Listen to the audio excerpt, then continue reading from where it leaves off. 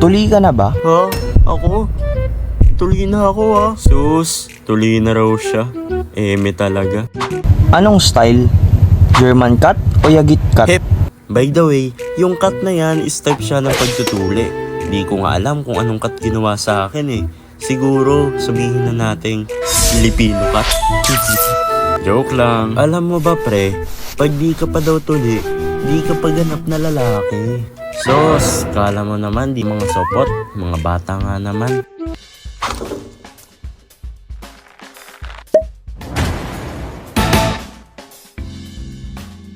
Operation Tule Experience. Kung lalaki ka, alam kong danas mo rin ito. Noong elementary pa lang kasi ako, yan yung mga panahon na lahat gustong magpakaastig eh. Yung tipong pag-recess, puro yabangan at asaran. Tapos, syempre, bilang isang batang hindi nagpapatalo, napagpasyahan namin ng kaibigan ko at ng pinsan ko na magpatuloy na kami sa darating na bakasyon. Pre, sabay na tayo magpatuloy para isang iyakan na lang. Oo nga, para cool tayo pagbalik sa school. Oo, pinsan, andiyan ka pala. Jika, may alam ako sa San Andres, sabi ni kuya, dun daw the best. Sa San Andres, Manila kayo magpatuli. Mabilis, malinis, tapos maganda pa yung mga nurse. Kems. So, ano pa inaantay natin? Let's go!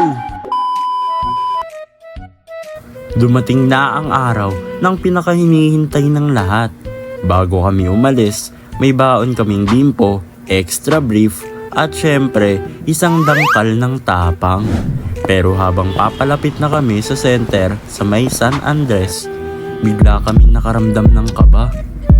Bro, sigurado ka ba dito? Bro, baka pwede pa tayong umurong. Ay nako, kayong dalawa talaga. Pasok na sa logbook pangalan nyo. Too late to escape, dude. Pagdating namin sa center, andun na yung mga bata. May umiiyak, may nanginginig, at may nagpe-pretend na chill pero putlang-putla na. Amoy alcohol, betadine at kaba sa paligid. Oh, sinang susunod? Wala po ako sa listahan eh. Oy, huwag kang madaya dyan. Tignan mo ko. Ako na yung nauna. A few moments later. At ito na ang aking hinihintay. Paalam, Junjun. Pagpasok ko sa loob, merong kortina. Tapos, andyan si Doc. Kala mo, kalaban sa palabas eh. Kung maka-evil smell ba naman? Manda ka bata, matitikman mo ang ganti ng api.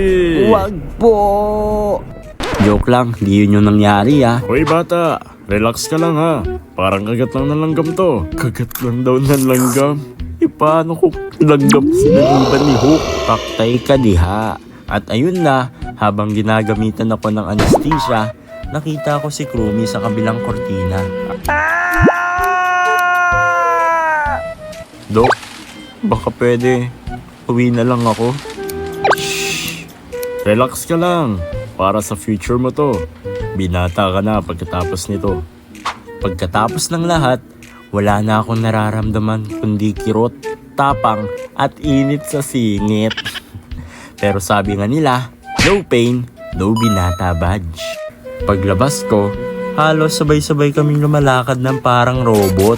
Nakashorts kami ng malawag, minsan pa nga nakapalda pa nga eh. Hiyang-hiya kami noon. Pagkatapos kasi namin, feeling na parang lahat ng tao nakatingin sa amin eh. Oh, pre, kumusta? Ang init pre. Gusto kong maglagay ng yelo. Oo nga, tiis-tiis na lang daw muna, sabi ni mama. Ang mahalaga, tuloy na tayo. Yahoo!